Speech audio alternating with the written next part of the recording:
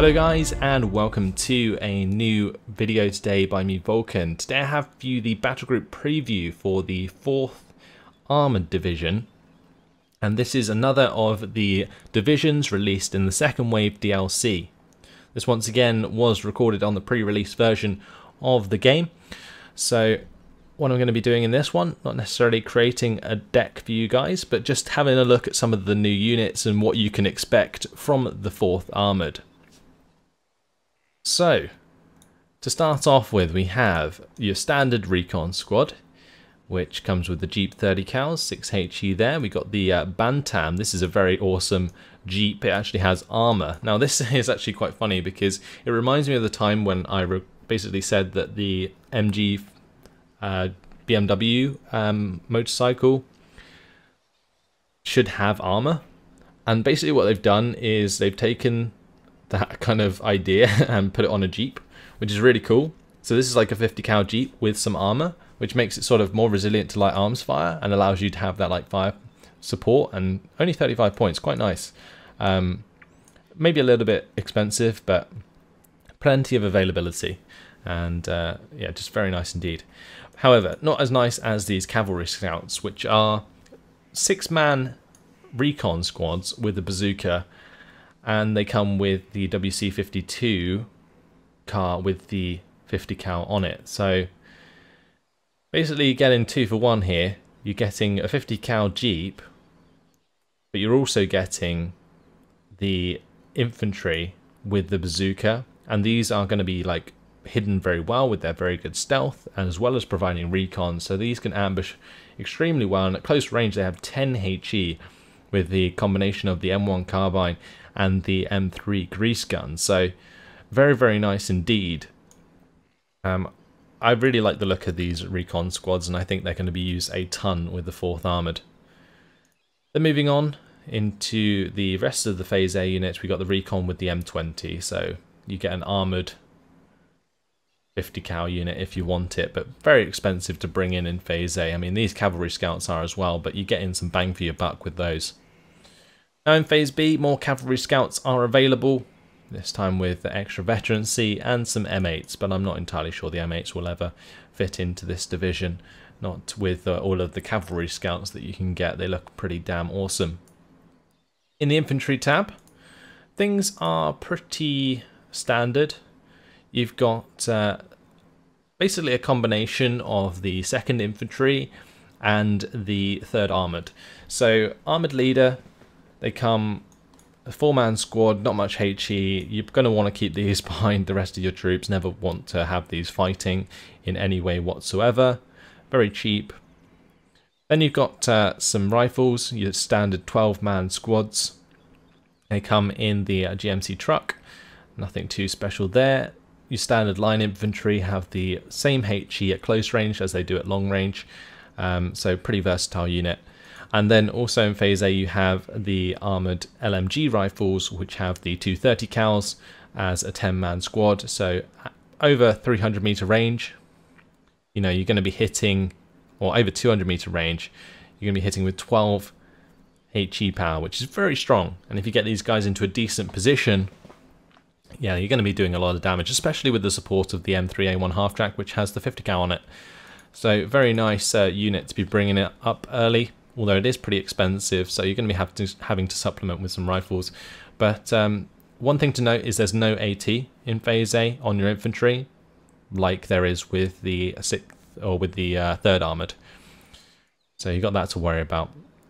In Phase B, this is where you actually get some armoured rifles with some bazookas, as well as just some extra engineers. Engineers we've seen before. You get the 2 satchel charges. Pretty nice for taking on forest engagements, and I think honestly the 4th Armoured does quite well in the sort of close range infantry engagements compared to other armoured divisions, because they have like the rifles, the armoured LMG rifles, and also the like engineers, as well as engineer leader, which also has its own 2 satchel charges and pretty decent HE, so this can fight for itself as well. Armoured leader in Phase B, maybe not so much, and with the M3 half-track I don't see people bringing that in. But the armoured rifles here, Yeah, finally providing you with that bazooka. Relatively, like, they're okay at closer range, but you know, beyond 300-meter range is just going to get mowed down by MG34s. I would say you only need them for the bazooka, maybe to support your infantry later on, but at the same time, just engineers will do the job and you can find your AT elsewhere. We've got the HE here from 8HE from a Browning M1917, which is a nice heavy machine gun. Pretty cool machine gun. Wish I had a bit more range, only 600-meter range there. It does come in an M3A1 half-track as well. So you're going to have plenty of half-tracks in this division. Plenty of nice infantry to hold the line. It's quite a nice sort of spread of infantry. I think it would just be good if, like, maybe they had a squad of unit or a unit in Phase A that had some bazookas. Although you can kind of rely on the cavalry scouts for that. Now in the tank tab, this is kind of interesting. I think this is going to get changed quite a lot, but the M475 Abrams, basically special tank here early on, is pretty damn cool. It's a Sherman 10 AP, 10 armor, and yeah, just a really nice unit to support you early on. It's the only tank that you can actually get for the 4th Armoured, in the tank tab at least. Then in Phase B you get access to Shermans, or Stuarts, sorry, that are a lot cheaper than normal, 65 points a piece, as opposed to, I think, 85. Very cheap Stuarts. Then you've got M4A1s, 130 points a piece, match the income, so you can bring in one of these a minute.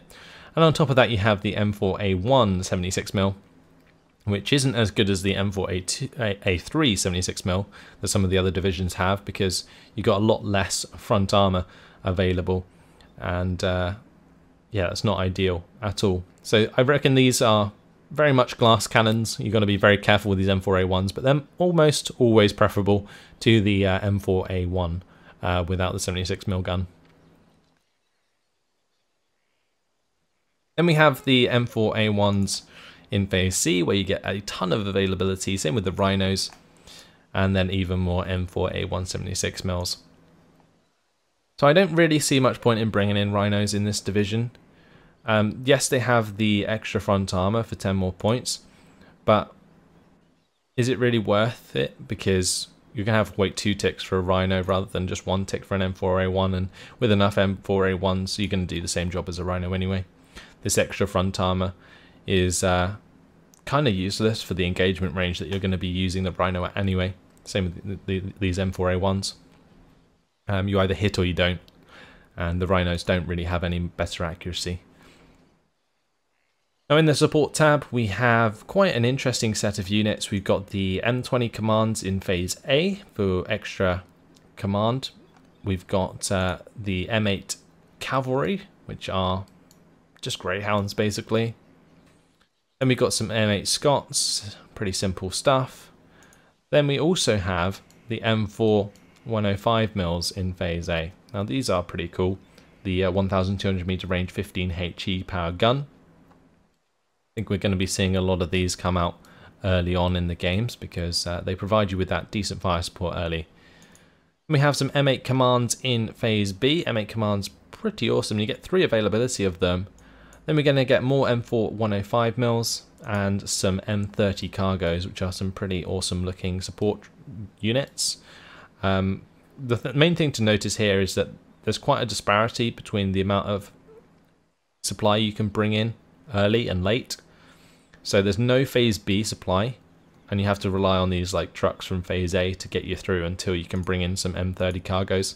And even then, the supply on these isn't actually fantastic, but you get quite a lot of them. Let's move on to the anti-tank tab. So pretty simple stuff here still. We've got the bazooka squads as usual. You can also bring in the bazooka squads in Phase A with the M20s.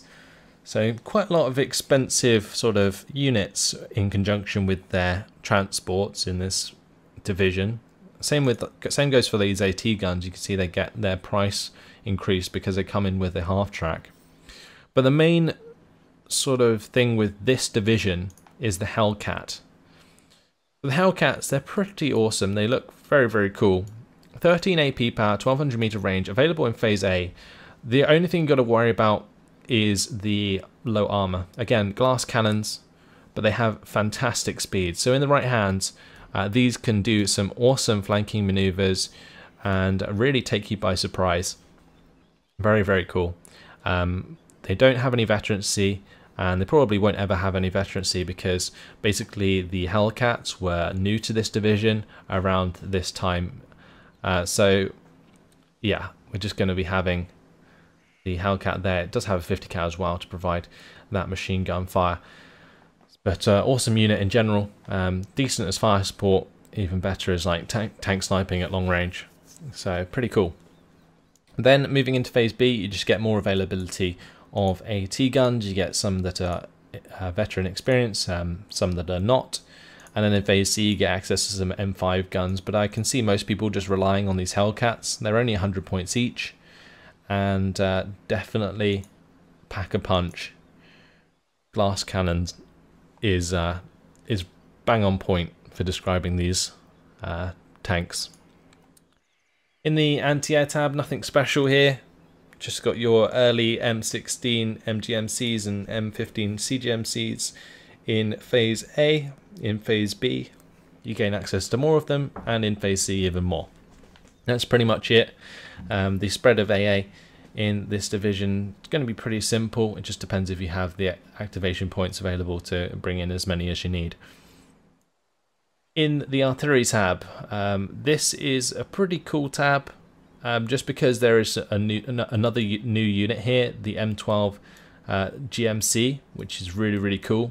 Same as that support vehicle, just with a mounted 155mm howitzer, which is totally awesome. Self-propelled gun, definitely gonna do the job. I mean, just check out that barrel, it's pretty damn big. 29 HE power, 2 round per minute rate of fire is pretty low, but hopefully it does enough damage to warrant that. In terms of the rest of the units, you got your standard 60mm mortar, which is 900 meter range. Then you got the M21 MMCs with the 1200 meter range. You've got some off-map in phase A, 155mm off-map, which isn't too bad. And then some M7 priests in phase B. So these are 15 HE power. If you can wait, you can bring in the 29 HE power of the M12s later on. The thing is, the M7 has double the rate of fire of the M12, so you've got to bear that in mind as well. Now in the air tab, this is where things get fun again with the 4th Armoured.